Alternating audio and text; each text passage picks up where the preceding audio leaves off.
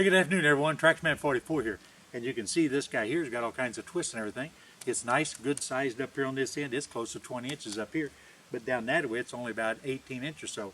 About as crooked as a dog's hind leg, so to speak. So what I'm going to do is I'm going to go ahead and take 10-foot material out of this and cut it like 10 foot 8 inch right here where my elbow is. Then we're going to go ahead and have this reasonably straight 10.5 foot material to set on the mill.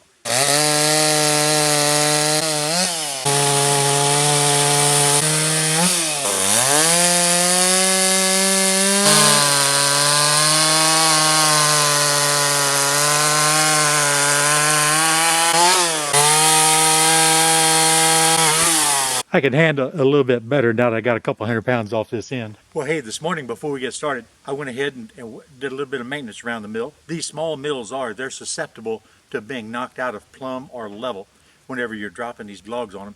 That's why sometimes you see me shake the mill a little bit. Well, every time I shake the mill any at all, I always get the 4-foot level and double check it for level, and also square this away here, or level, crossways. That way we can ensure that the cants and everything saw squarely and evenly. So what I do on this, if you notice on the four corners, I have 4, or just one, 5,000 pound, I guess they call them camper jacks. They'll telescope out about so tall, but they're about so wide when they're fully collapsed, and they're 5,000 pounds apiece. And so what I do is I just have 4 of those, one on each corner. And then if I'm running a little bit low, like especially on the front, because we have a tendency to be a little rough with the front area, so I always have a tendency to be a little bit low up here whenever it does get knocked out. So all I have to do is go ahead and use those trailer jacks and just raise it up till this end is square, and go to the other end and do exactly the same thing. Then you have to check for level, the full length of it, just to make sure that you're cutting on or sawing on an even plane. And so that's what I've already done this morning. Plus I got rid of all the rest of the sawdust and all the stuff around so I don't slip and twist my ankles or anything like that. And then we're going to go ahead and finish up this guy here and keep on doing some other stuff. But anyway, if you take a look, you can look really close there and you see that 4-bolt flange that I actually made for the top of the jack. And then I sandwiched it around the bar joist so that I can actually loosen those bolts and I can slide it left or right or forward or backwards if necessary, but so far it has not been necessary. But what happens too is if you put the unwomanized timber underneath there, that's going to deteriorate and it's going to soften and allow it to drop down off level much easier than whenever it's brand new. So whenever you do that, it's probably advisable to go ahead and use womanized timber underneath there, and a nice big footprint too. The reason you want that large footprint is for the amount of pressure that's being put down, especially when you get a 2,000 pound log or a 1,500 pound log on or whatever. Everything is displaced in so many pounds per square inch. And the larger the footprint that you're putting down, the more that compression or that pressure is being spanned out across a larger footprint, and it maintains much more stability, much easier, without actually forcing it downward and sinking into the soil, especially after rains and things like that. A 4-foot level is all you really need to do the maintenance on this.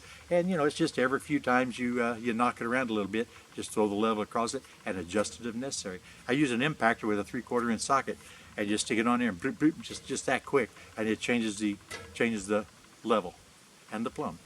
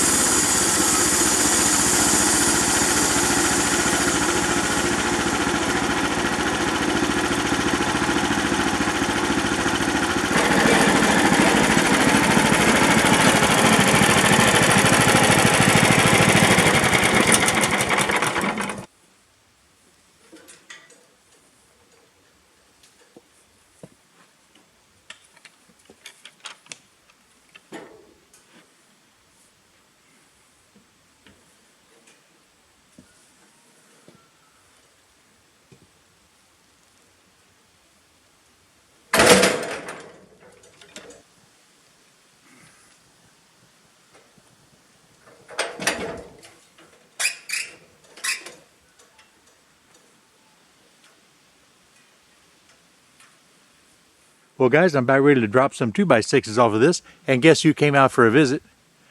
The missus showed up. So the missus is going to be making some 2x6s for me. The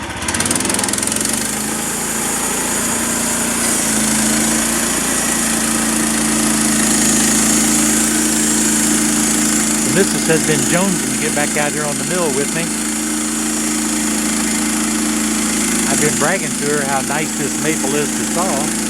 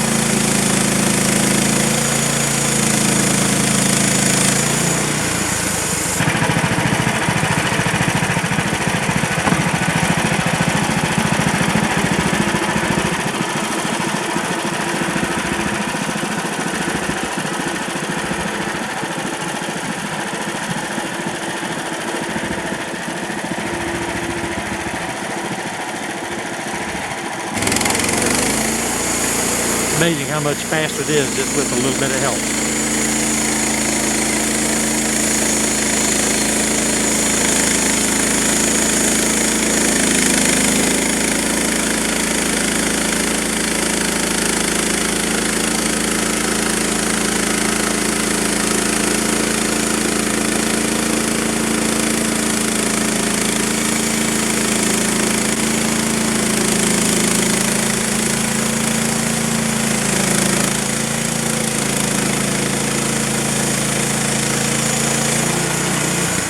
Well, the missus agreed that was some pretty easy sawing.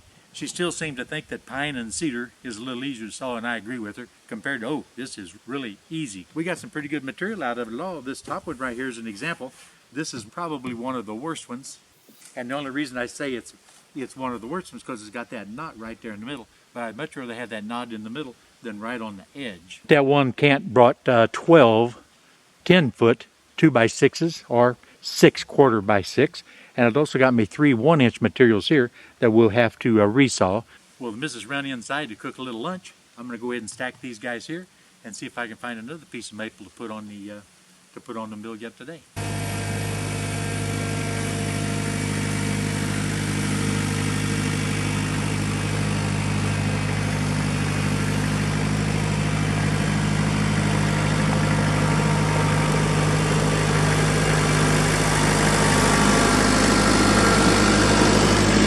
So you know what? This track man 44 and the missus, we're out of here, guys.